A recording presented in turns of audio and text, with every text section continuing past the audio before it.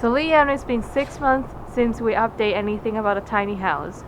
What have you been working on? The last 6 months I've been working on this deck.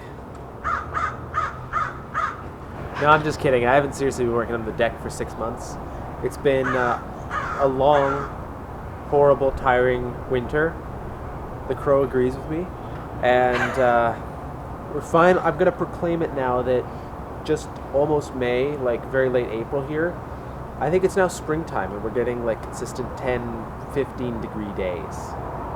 Anyway, before we really worked too hard on the tiny house, I really needed a deck because the house, the door is actually like up to about like this height on me.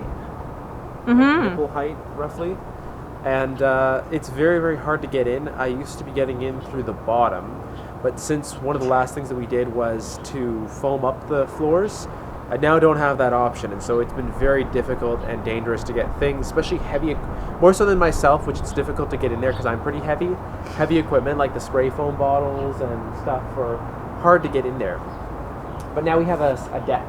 I kind of designed the deck to be able to be disassembled approximately, and for all the pieces to not be too big. Like I was hoping I could kind of fit them onto the front deck of the truck that is like, 2 feet wide. So all the components are not that big, aside from this one. So yeah, we'll see. I haven't actually tried putting it on the front, but it probably could be stuffed and put on the front. Anyway, let's see how the deck works. I'll show you guys here how the deck works. It has this front pair of compressive elements to take the weight, and then the simplest thing to do for the back that saves on a lot of materials and strength requirements is that it just sits on the tire. That's all it does. And the tire's kind of rubbery as well, so it keeps this like stuck to the house pretty well, which is, it works great. I like it. And then there's like these two kind of pallet things with the railings that are screwed in the top. I had to add a little bit of like a stub railing to the front and back respectively to stiffen them so they don't wobble too much. And then there's the front step element. The step element is not even screwed in, it's gonna hit. Or did I screw it in? Oh shit, it's glued in. I just glued this last night, but I think if you like... Don't do it. I won't do it now. It comes off. It just comes out of there. But anyway.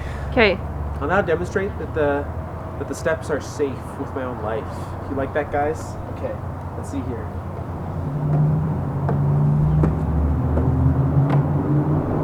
See?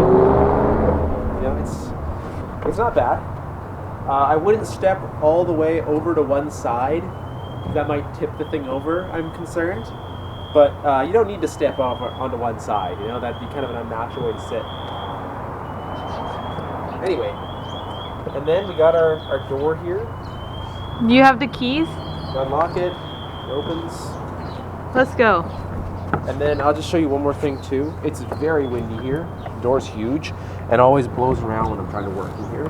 But now, with the advent of elastomers, we can just hold it into place there, like that. Nice. Let's take a step in, guys.